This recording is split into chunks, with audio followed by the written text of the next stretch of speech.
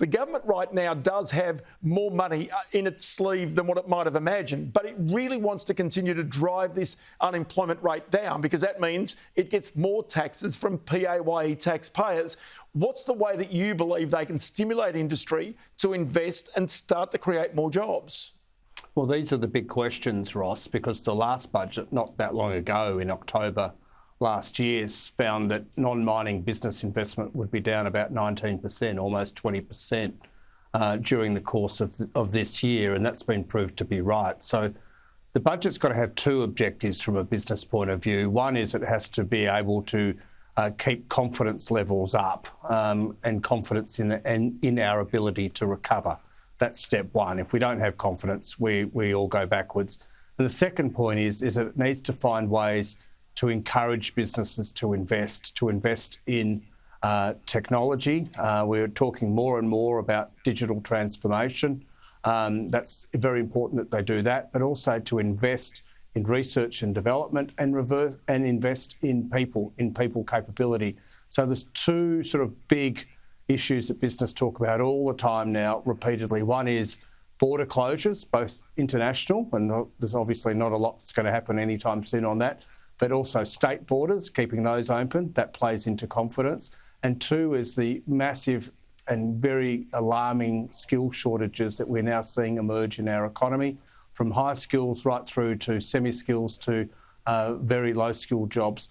Businesses are having a lot of trouble attracting the people they need. And unless they get the confidence to invest, we're going to end up with those skill shortages being with us for a very long time. So skills training has to be a key part of the budget for the longer term. Just very quickly on that, with the skill shortages, which is acknowledged, surely the easiest way to address that is to open up the borders. But of course, you do open yourself up to the risk of coronavirus breakouts if you get that. Is there enough time and enough labour in Australia to overcome that skills shortages without opening up the borders? Well, we are going to need more people coming in, and we're well down. We're about 1 million people down in terms of our population, without tourists, without overseas students, without skilled workers coming in, without our migration program. It's a big lump of people that we're missing.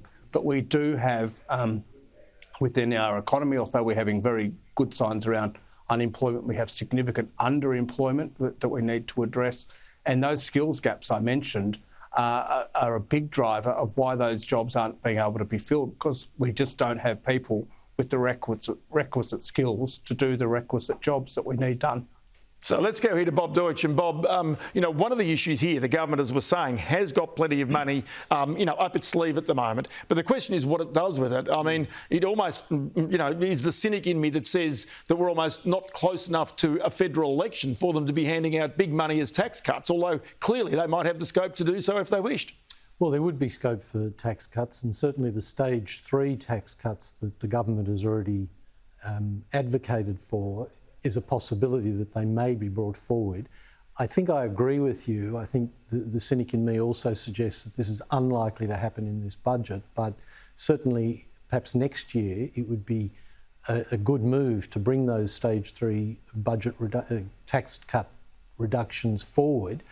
But again, it'll depend on the political climate and where the government sees itself at that stage. So, though for middle-income earners, they don't want to be accused of actually increasing their taxes. No. So one area is this $1,080, the tax offset that was given literally as a one-off. It was held there for a couple of years, and it seems as though it's going to be held for another couple of years. That still costs $7 billion. It's still an expensive process, but that's something that they will look at, and I think they will go through with that in this particular budget. Yeah. But the broader tax cuts, I think, we'll have to wait for. Yeah. Innes, I'll come back to you here because one other aspect of this is trying to get more people into the workforce. Now, we know a lot of the jobs that have been created in the past 6 months have been women re-entering the workforce. Of course, this helps pay mortgages, manage household expenses. But then childcare clearly is a significant issue for the government to attract even more people into the labour force and to make certain we don't have those skills shortages you talked about. Well, absolutely. And as one CEO famously said to me, you're not playing the game if you're keeping half the team off the field. So we do need to attract women into the workplace. We need to attract women to develop their skills and to enhance their skills as part of that. But we also need women who do have skills who've left the workforce to come back. And that's a key area that we need to address, because we do have people shortages within the workplace, and we are got to focus a lot on it. And going back to the tax conversation, Ross, there's a lot of stimulus still to flow through from the October budget. So there's probably not the push there that you would normally have, and we're all big supporters of reducing the tax base if we can, but there's probably not the push to do so much there in this case. It's looking at other opportunities to stimulate the economy and to boost confidence. I think that's where they'll look, rather than look sort of at straight out tax cuts. As Bob mentioned, if you look at the political cycle, it's more likely to be an election next year than this, and you can probably expect a mini budget or something similar before that election, and that's where I think you'll get the tax changes flow through. We do know that the instant asset write-offs have been highly popular. They're seen again to be temporary measures, but they went right up the scale to encourage big investments by business. Now, that clearly has worked. You've seen, a shortage of four-wheel drives, of all sorts of utilities and so forth, even trucks and other equipment as a result of the stimulus. Now, a lot of people are saying an instant asset write-off, just simply do it and keep it in place. Is that something you're advocating right now? Oh, look, absolutely. I mean, it's been a very successful measure, and it's come in increments going back to the days of Tony Abbott, when we advocated for it very strongly, sort of in around the 2014-15 period. And it was very successful, first for small business, and it's moved up the chain. Look, there's no reason to not keep it there as permanent measures within the budget to stimulate demand and to stimulate investment.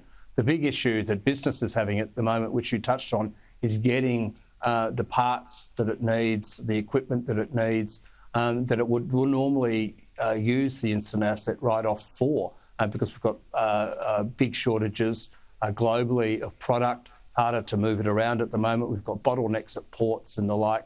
That's part of the problem. But it is a key measure, the instant asset write-off, in driving business investment, which would be rather anemic without it, and we need to find ways to stimulate that investment as we started off this conversation. And the instant asset write-off is a key way, and a successful way, proven, of doing that. Yeah, thanks so much for that. And Bob, I come to one other aspect that some have suggested is a radical idea, although you and I have talked about this over the past 10 years, I think, and that is, rather than the person putting in their tax form and finding their receipts and trying to find all their tax deductions, simply give them a standard $3,000 deduction. And that's it, you're done, you get your money back. It's like a tax cut for many people. They don't therefore need to go and find an accountant or a tax agent or whomever to do their tax.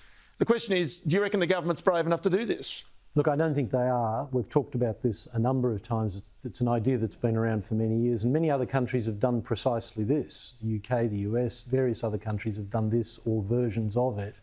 It's something I would like to see happen. It would take somewhere in the region of 7 million people out from the necessity of having to lodge tax returns. That's a huge shift in the landscape. But I don't think the government has the appetite to do it at this stage, regrettably.